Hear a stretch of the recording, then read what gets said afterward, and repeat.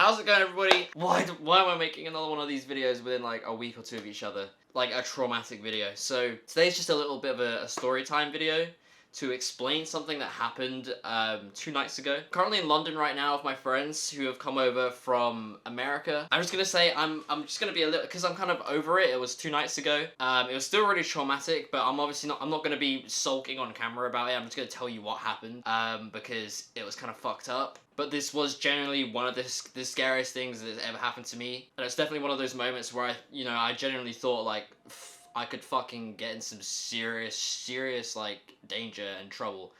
But basically what happened was I had a knife held to my stomach while someone was trying to rob me in London. And it's really weird because this is basically the same story that FaZe Adapt made like a few days ago. I'm just gonna tell you what happened. So we're all out hitting clubs and stuff.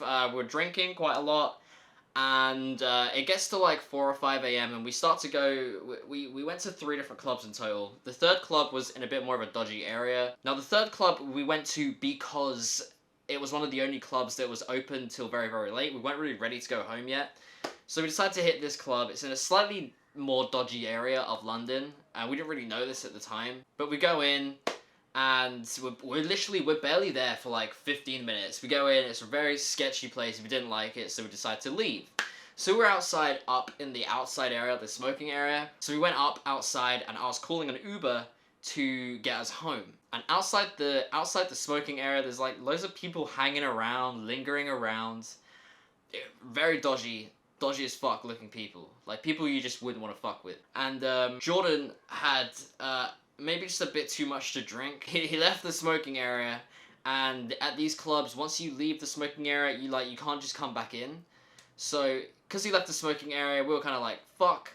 Like Shay went after him, and then Phelan went after Shay and him, and they're both outside the smoking area at this point, kind of being talked to by these guys. The security at these clubs really don't give a shit. They honestly don't care. And so they're kind of being harassed by these guys just a little bit down the road. And what these guys do is they ask you to basically buy gear or buy drugs from them and stuff like that. And they take you to the cash point round the corner, and then they don't actually have anything on them. As soon as you start to take your cash out or try to give them money, they're just gonna rob you. They're gonna steal it from you. And a lot of them are armed with knives, and that's how they threaten you and whatnot. You can put it all together, right? So here's what happened. They're down the road a little bit. I'm waiting on the Uber coming, and I'm wearing an off-white sweatshirt, which is like £200-300. I'm wearing a Rolex, this one right here, and this is worth a fair amount. And it is my fault for bringing that to such an area in London and not pocketing it away or whatever, but I was honestly expecting to go straight from that area, the smoking area, into an Uber, right? So I call the Uber. It says the Uber finally gets here. They're down there, and I was like, I'm just gonna grab them, get them in the Uber. I'm just gonna go home. And I literally said to the security, I said to the bouncer, I was like, I'm just gonna grab my friends to go in the Uber, and then we're just gonna go straight home. I literally said to him, can you keep an eye on me, because the people down there seem really fucking dodgy. And he was like, okay, yeah, it's fine. Yeah, okay. Little Benoni wasn't actually going to do fucking anything.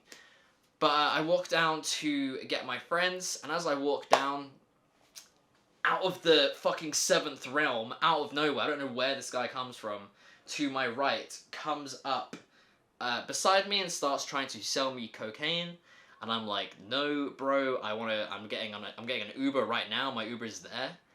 And he kept on asking me, and then I went and got my friends. I was like, for fuck's sake, this is dumb. Like, we can't get away from these guys. They're being kind of aggressive. So I'm like, okay, I want to go to the boys where I feel a bit safer, where they're being talked to by these other guys. As I walk down towards them, we kind of group up a little bit, and I'm like, okay, the Uber's here, let's go. So as we turn around to walk back towards the club where the Uber was, this guy grabs me from behind like this, puts his 2 arms underneath and through my armpits like that, grabs me, he spins me around away from the club so nobody can see, whilst another guy to the right pulls a knife fucking out of his coat, and he's holding a knife poking into my belly. I could actually feel it the next morning. It still kind of hurt where he had a knife poking into my belly. And whilst he was doing that, his friend to my left, there was three fucking guys. Three guys. Whilst this other guy on my left I'll show you what he was doing. Whilst the guy on the left was basically doing this to my watch. He was unclipping it with one hand whilst looking over to the club and the security and the bouncers. He was unclipping it and he was saying, "Nice watch, bro."